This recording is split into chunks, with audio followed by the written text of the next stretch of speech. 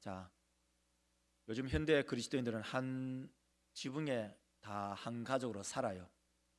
그런데 가끔 현실적으로 한 지붕에 둘 부부가 살아도 같이 밥 먹을 때가 별로 없습니다.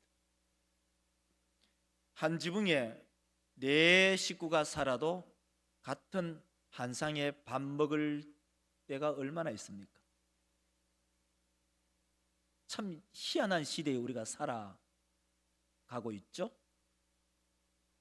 한 지붕에 한 식구란 말이 뭐예요? 밥 먹는 식구, 한 식구. 근데 다 따로따로 먹어요. 좀 희한하게 살아가요, 이 시대가. 여러분 개인적인 가정의 삶에 대해서 제가 뭐 그렇게 깊이 얘기할 수는 없고, 근데 우리는 이제 한 가족이잖아요. 그리스도 안에서 한 가족. 그러면 그 한 지붕의 한 가정이라면 우리가 한 지붕에 이 뭡니까? 우리 그 물리적으로도 한 지붕 안에서 다 살아가지 않습니까? 그러면 우리 모두가 같은 마음을 가지고 이 주의 교를 이렇게 섬겨 나가되, 누구를 섬기냐? 첫째는 가장 가까이 있는 그런 믿음의 권속들을 잘 섬겨가는 그러한 복된 성도들이 되시기를 주의 이름으로 축원합니다.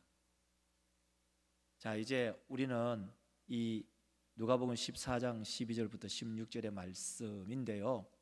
자, 보세요. 여러분 이거 있잖아요.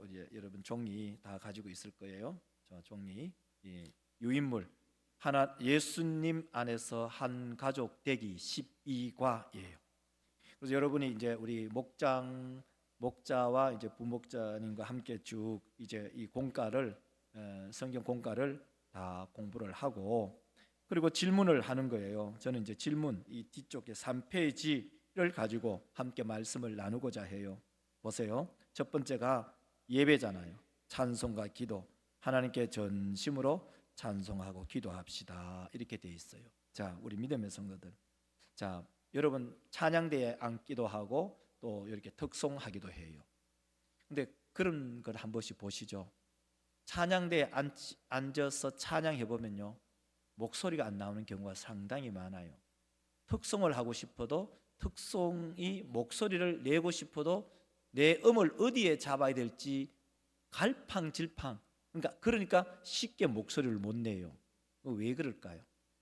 그 이유는요, 내가 평소에 예배 가운데나 또 내가 찬양하는 가운데 평소에 내 음색으로 내 음을 잡아 놓지 않으면, 여러분 찬양대에 앉아서도 립싱크합니다. 찬양을 못해요. 왜? 평소에 찬양이 안 되기 때문에. 그래서 한번 보십시오. 첫 번째, 예배 가운데 찬양과 기도, 여러분 모였을 때, 여러분 이때는 우리가 큰 소리로 우리가 목성을 다해서 하나님께 찬송하는 그런 우리 믿음의 성도들이 되시기를 주의 이름으로 축원합니다. 몇몇 사람만 찬송하는 게 아니고 우리 목장 식구들이 모였으면 그때 내 목소리로, 언젠가는 여러분 저도 죽고 여러분들도 다 죽어요. 목청 못 써요. 그런 말이 있잖아요. 나는 닳아서 없을지언정 썩어서 없어지지는 않겠다. 언젠간 우리 목청 못 씁니다. 그러니까 내 목청이 사용될 때 하나님께 크게 찬송하는 그런 우리 믿음의 성도들 되시기를 주의 이름으로 축원합니다. 두 번째는 뭐냐면 교제잖아요. 교제. 말씀 묵상 나눔. 지난 한 달 동안 하나님의 은혜를 나누어 봅시다. 제가 이 설교 준비하면서 제가 한 달 동안 지난 삶의 궤적을 생각해 보니까 참 감사한 일이 뭐냐, 그 중에 한 가지만 딱 꼽는다면, 이제 열흘만 있으면 노회장의 직무가 다 끝나요. 참 감사하게도.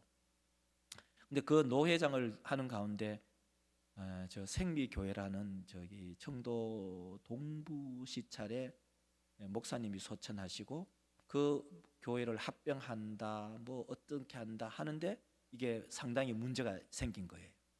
그래서 수습위원 측하고 교회 측하고 막 엉켜가지고 마구마구 싸우는 거예요.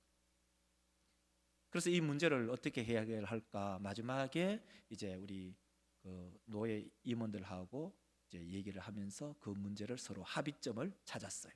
합의서를 쓰고 양쪽 다 합의서를 다 쓰고 더 이상 논하지 않겠다 하고 또 노예의 뭐 문제를 제기할 것도 다 내리고 다 이제 마무리가 되었어요.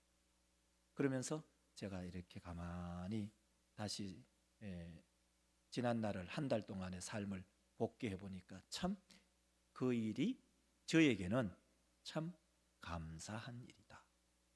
더 이상 서로 공격하고 공방을 하지 않고 모두가 합의서를 쓰고 자기의 자리로 돌아감. 그것이 참 저에게는 참 감사한 일이었어요. 그리고 뿐만 아니라 지난 한 달 동안 한번 읽어보실래요? 자, 밑에 2번의 두 번째 줄 한번 읽어보실래요? 자, 2번의 두 번째 줄 지난 한 달 동안 여러분 교재 한번 들여다보시고요. 자, 지난 한 달 동안 자 읽겠습니다. 시작. 지난 한 달 동안 삶 속에서 가장 행복한 일을 한 가지씩 간단하게 말해 봅시다. 여러분 마음속에 지난 한 달 동안 가장 감사한 일 딱 한 가지를 생각한다면 얼른 뭐가 생각나요? 저는요 딱 한 가지 생각나는 건요 레드항을 사먹는 게 아주 행복한 일이었어요. 처음에는 집사람이 레드항을 5개 사왔던가 5개 10,000원인가 그래요. 5개 사오니까 제가 늘 과일을 즐겨 먹어요. 5개 중에 2개 먹으니까 집안이 난리가 난 거예요. 야, 그래서 그런 핍박과 환난을 당하면서 제가 살아가고 있다는 거 여러분이 조금만 알아주셔야 돼요. 그 레드항 그 10,000원 5개에 10,000원짜리인데 그걸 2개 먹었다고 제가 순교당할 뻔했어요. 그래서 좀 마음도 좀 상하고 해가지고 기분도 좀 나쁘고 해서 애따 모르겠다. 그 과일 가게 사동에 보면은 그 어디죠? 대백마트 앞에 보면은 파리바게뜨 있고 파리바게뜨 옆에 보면 과일상이 있는데 애따 모르겠다. 과일상에 애따 모르겠다. 레드 한 박스 사버렸어요. 에이 이거 시커 못 보죠. 배 터져 죽느나 맞아 죽느나 똑같다. 그래서 그 애따 제 마음대로 사가지고 시커 못 버렸어요. 너무 행복한 거예요. 그게 가장 행복했어요. 3번에 보면요, 자 양육 성경 공부 중에 본문을 한번 읽어봐야죠. 다시 한번 우리 본문 혹시 춘했어요? 아 그렇죠. 예, 한번 쫙 읽어보고 한번 느낀 점을 한번 살짝 이야기해 봅시다. 자, 다 같이 한번 쫙 읽읍시다. 또 자기를 청한 자에게 이르시되 내가 정심이나 저녁이나 베풀거든 벗이나 형제나 친척이나 부한 이웃을 청하지 말라. 두렵건대 그 사람들이 너를 도로 청하여 내게 갚음이 될까 하노라. 잔치를 베풀거든 차라리 가난한 자들과 몸 불편한 자들과 저는 자들과 맹인들을 청하라. 그리하면 그들이 갚을 것이 없으므로 내게 복이 되리니 이는 의인들의 부활 시에 내가 갚음을 받겠음이라 하시더라. 자, 아멘. 이거 몇 번 읽었잖아요. 간단해요. 누구 대접하거든 친척, 이웃, 친구, 또 부한 사람 청하지 말아라. 그럼 누구 청해야 되느냐?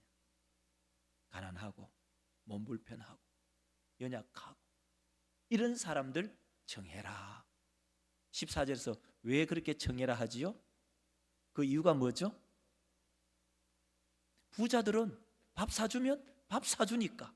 근데 가난한 사람, 병든 자, 때로는 장애인들, 이방인들 밥 사주면 대접하면 그 사람들은 대접할까요? 못할까요? 못해요. 그러면은 그 상급이 하늘 아래 쌓이니까 그 얘기를 하고 있는 거예요. 자, 그래요. 그러니까 이 양육, 성경부 양육에는 그렇구나. 우리가 읽어보니까 우리 주님께서는 이렇게 말씀하구나. 가까이 있는 사람에게, 부자에게. 물론 인간적으로 잘 해드리고 하는 건 하지만 그래 하다 보면 결국 내가 내 마음속에 내가 밥 한 그릇 샀으니까 당신도 밥 한 그릇 사야지, 그런 마음이 조금 생길 수 있다. 그러니까 아예 연약한 사람을 향해서 섬기면 그 마음 자체가 없는 거예요. 제가 오늘 죄송해요, 우리 전사님께 죄송한데, 우리 당회가 이제 우리 전사님, 우리 교회 여전사님 오셔서 수고 많이 하셔서 이제 특별 휴가를 그래 이제 드리려고 생각해요. 그래서 우리 당에서 오늘 약간의 마음을 조금 전달하고 싶었어요. 전달했어요. 우리 장모님, 재정부장 장모님 오셔서 이제 주기에 전달했어요. 이제 전사님이, 내가 그랬어요. 전사님 이거 가져가시면 동료들하고 전사님이 차 한잔 대접하세요, 이렇게 했어요, 제가. 그러니까 우리 전사님 말씀, 저들은 안 사는데요. 그래도 그러니까 그 전사님 동료들 그 같이 가는 분이 이복순 전사님이신가도 같이 갈 거예요. 부자잖아요. 근데 그랬어요, 전사님한테. 전사님, 부자라고 돈 쓰는 거 아니다. 여러분, 부자 아무나 되는 거 아니에요. 부자일수록 돈 더 안 써요. 왜? 그러니까 부자 된 거예요. 부자 아무나 되는 거 아니에요. 그렇지만 우리는 이 세상에 부자, 여러분 참 부자 되시고 나는 저는 부자 될 일 없으니까. 그러나 우리 자인교회가, 내가 특별 휴가를 받았는데 자인교회가 이런 마음으로 여비를 좀 주더라. 그 돈으로 동료들에게 차 한잔 사라. 차 한잔 얼마 하겠어요? 한 2유로 하면 돼. 2유로 해보면 얼마 하겠노? 1,700원, 3,400원. 그러니까 한 4,000원, 2유로 정도, 2.5유로 주면 차 한잔 사요. 그렇게 가까이 있는 사람들 잘 섬겨라, 그런 얘기했어요. 자, 우리 믿음의 권속들도 우리 같이 신앙생활 해보면 알잖아요. 내 주머니 돈이 없어서 돈 안 쓰는 게 아니라 돈이 아까워서 못 쓰는 사람이 있어요. 저는 어제 우리 청소했잖아요. 청소하신 분들에게 감사를 드리고, 청소할 때 누가 쑥떡대 햇쑥, 누가 햇쑥 뭐죠? 따듬어서 주셨고, 누가 쌀 내 가지고 떡 해주셨고, 누구는 감자 해주셨고, 또 음료수 사다 주셨고, 제가 한 분에게 전화를 다 드렸어요. 왜 그런지 아세요? 성도가 있다고 내는 거 아니에요. 마음이 있어요. 마음이. 그러니까 쑥 한 포기든 음료수, 이 물 뭡니까? 바카스든 비타민 C든 그 한 박스를 낸다는 그것은요, 그 마음이 있는 거예요. 이거 돈의 문제를 떠나서 근본적으로 마음의 문제. 그 성도들의 마음이, 씀씀이가 그 있다는 것에 목사는 너무 감사해요. 너무 감사해요. 자, 그러므로 오늘 모든 믿음의 권속들이 내 주변에 있는 사람 때로는 섬기고, 오늘 본문 말씀 흐름은 내 주변에 있는 사람뿐만 아니라 연약한 사람들을 섬겨나가는 것. 그것이 오늘 본문 말씀을 읽으면서 여러분이 느낌으로 다가오시기를 주 이름으로 축원합니다. 자, 그러면 3번에 큰 3번에 2번 다음 질문에 답해 보십시오. 여러분들은 육신의 친구, 형제, 친척을 사랑하나요? 사랑하나요? 그렇죠. 사랑해야죠. 2번, 여러분이 하나님의 자녀된 성도를 사랑하며 섬긴 경험을 나누어 보세요. 나눴잖아요. 누군가는 섬겼잖아요. 저는 노회장으로 섬기면서 밥을 먹거나 커피 한 잔을 하거나 하면 항상 제가 먼저 돈 내고 싶었어요. 돈이 많아서가 아니라 돈 쓰는 게 재미있었어. 돈 쓰는 게 재밌잖아요. 돈 딱 쓰면 얼마나 재밌어요. 돈이 없어서 문제지. 돈 쓰는 게 재밌어요. 돈 쓰는 게 재밌어요. 자, 근데 3번을 보면 3번 한번 읽어봅시다. 오늘 사실 핵심이 여기 있잖아요. 3번 읽겠습니다. 시작. 친구나 형제나 친척을 청하지 말고 가난한 사람들, 몸 불편한 사람들, 장애인을 청하라고 할까요? 왜 그럴까요? 14절 한번 볼래요? 14절 한번 읽어볼까요? 14절 시작. 그리하면 그들이 갚을 것이 없으므로 내게 복이 되리니 이는 의인들의 부활 시에 내가 갚음을 받겠음이라 하시더라. 제가 이걸 읽으면서 그래, 우리 노예 임원들, 목사님들, 장로님들에게 밥 사거나 커피 사는 것, 그거는 어렵지도 않아요. 또 그렇게 아마도 노회장이라는 직책도 있고 하기 때문에 섬겨야 되는데, 제가 이걸 읽으면서 느끼고 깨달은 것은 그래, 네팔에서 오신 우리 형제들에게 시간을 맞추어서 밥을 한 그릇 대접해야겠구나. 전사님 일정 한번 잡으세요.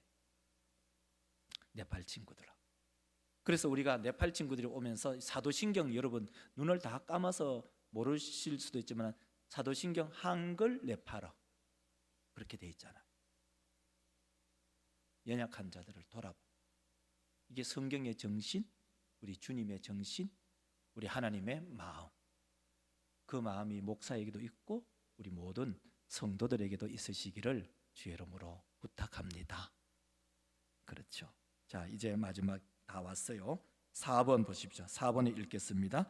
오늘 말씀 가운데 가장 기억에 남는 것은 무엇입니까? 말씀을 통해 주신 교훈을 적용하기 위해 당신은 무엇을 다짐합니까? 구체적으로 한번 나누어 봅시다. 방금 말씀드렸죠? 저는 우리 네팔 친구들에게 밥 한 그릇을 대접해야겠구나. 우리 장로님에게 밥 한 그릇 대접하면 장로님들 나중에 틀림없이 또 목사에게 밥 한 그릇 사준다니까요. 근사님에게 밥 한 그릇 사주면 근사님 가만히 있나? 나중에 목사님 지난해 밥 샀잖아요. 그럼 제가 밥 사야죠. 그러면 쌤쌤이지 뭐. 쌤쌤이잖아. 이거 돈 놓고 돈 먹는 것도 아니고. 그렇구나. 이 성경의 정신, 하나님의 마음은 연약한 자들을 한 번 더 돌아봐라. 여러분 깨달아지시면은 아멘. 그렇구나. 이제 마무리. 이제 마지막 4번 선교, 전도와 봉사. 자, 우리 한번 다 같이 읽읍시다. 시작. 우리 교회에서 협력하는 선교사님들과 가정과 사역을 위하여 기도합시다. 2026년 태신자를 위해 기도하고 사랑으로 섬길 계획을 나누어 봅시다. 제가 이번 2026년 태신자를 위해서 기도하고 사랑으로 섬길 계획을 나누어 봅시다. 여기에 제가 얼마 전에 신문을 봤는데, 이제 전에 용성교에 있던 최광영 목사님이 이제 수원 베들레헴 교회에 가셨고 이제 한 15년 되셨는가 그래요. 이제 그 교회에서 이제 최근에 총회에서 전도 세미나가 있었어요. 신문에 났더라고요. 그래서 며칠 전에도 최강영 목사님 왔어요. 근데 최강영 목사 오시면 제가 거의 밥을 사는데 이번에는 본인이 밥을 사겠대요. 그래서 이제 밥 한 그릇 얻어 먹고 이제 올라갔는데, 그 신문을 이제 보면서 그 최강영 목사님 글에 이런 게 있었어요. 반드시 새생명, 우리말하면 새생명 초청, 새생명 축제를 하기 위해서는 전도할 사람이 없으면 인력사무소에 가서 사람을 샀으라도 하라. 여러분 잘 어벙벙하게 잘 못 들으셨어요? 전도할 사람이 없다면 인력사무소에 가서라도 사람을 샀어 데리고 오라는. 여러분 이해하셨으면 아멘. 그 정신이 있는 거예요. 설렁설렁 대강하는 게 아니라 그러한 마음의 자세가 있을 때 전도가 된다.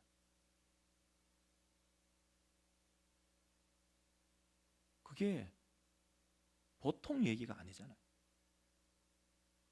그래서 제가 이 마지막 그 4번에 2026년 태진자를 위해 기도하고 사랑으로 섬길 계획을 나눠보자.